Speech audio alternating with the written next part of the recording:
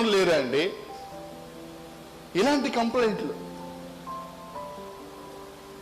నేను అంటాను, నువ్వు చుట్టూ ఎటువంటి వారు ఉన్నారో నీకు అనవసరం, సంఘములో ఎటువంటి వారు ఉన్నారో నీకు అనవసరం. నువ్వు వాళ్ళని చూసి వీళ్ళని చూసి నువ్వు బలహీన పడకూడదు. నేను అందుకే బలహీనపడ్డా, నేను అందుకే బలహీనపడ్డాను, అందుకే బలహీనపడ్డా అనడానికి లేదు. అక్కడ నీకు ఒక మాదిరి ఉన్నాడు, సమూయేలు ఉన్నాడు. అక్కడ నీకు ఒక మాదిరి ఉన్నాడు. సంఘములో రకరకాల మనస్తత్వాలు కలిగిన వారు సంఘములో ఉంటారు.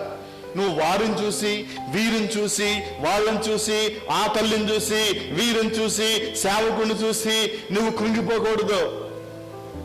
మనుషుల్లో లోపాలు ఉంటాయి, ఉండమంటారా? ఉంటాయి, ఖచ్చితంగా లోపాలు ఉంటాయి. నువ్వు ఖచ్చితంగా మనిషిని చూస్తే మనిషిలో లోపాలు కనబడతాయి. ఆ లోపాలు చేసి నువ్వు కృంగిపోయి ఇంకెందుకులే అని చెప్పి నువ్వు దేవుని సన్నిధికి నువ్వు మానేయడం కాదు. నాకు ఒక విశ్వాసి తగిలాడు.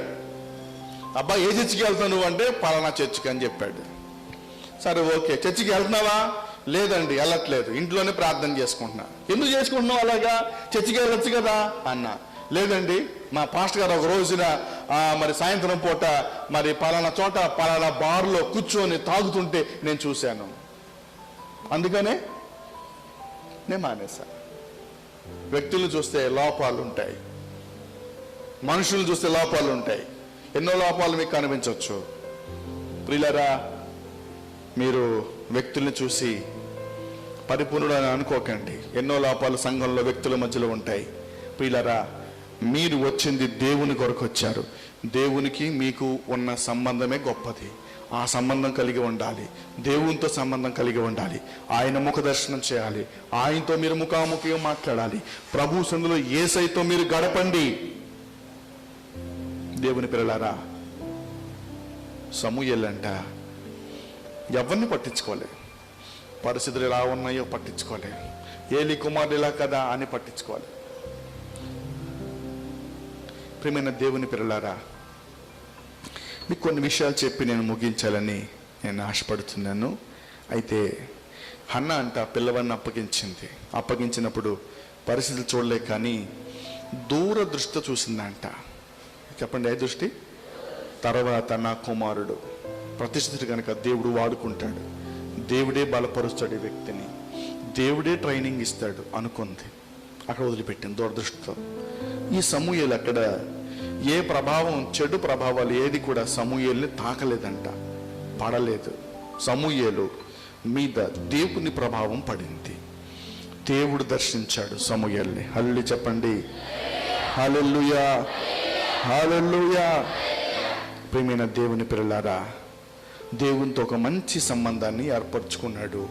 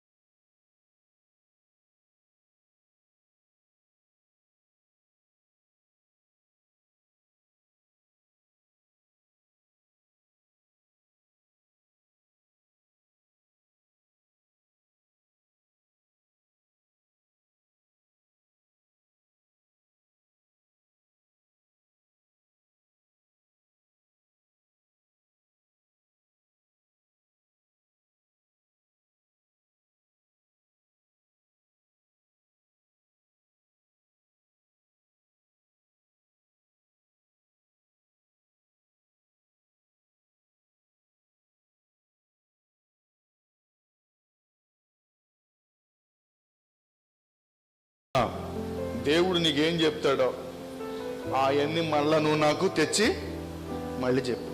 అంతేగాని అయ్యా నాకు ఆ స్థితి లేదే, దేవుడు నాతో మాట్లాడే ఆ యొక్క అదృష్టం నేను కోల్పోయాను కదా అనే బాధ ఏలీలో లేదు. ఆ బాధ లేదు, ఆ వేదన లేదు. చాలా సంఘాల్లో ప్రియులరా దేవుని వాక్కు లేదండి. జరిగే సంగతులు, జరగబోయే సంగతులు ఉన్నాయా? చెప్పాలి లేవు. ప్రియమైన దేవుని పిల్లలారా, ఈ పగటి వేళ ప్రభు మనం దర్శించునుగాక. ఆమేన్, ఆమేన్, హల్లెలూయా, హల్లెలూయా.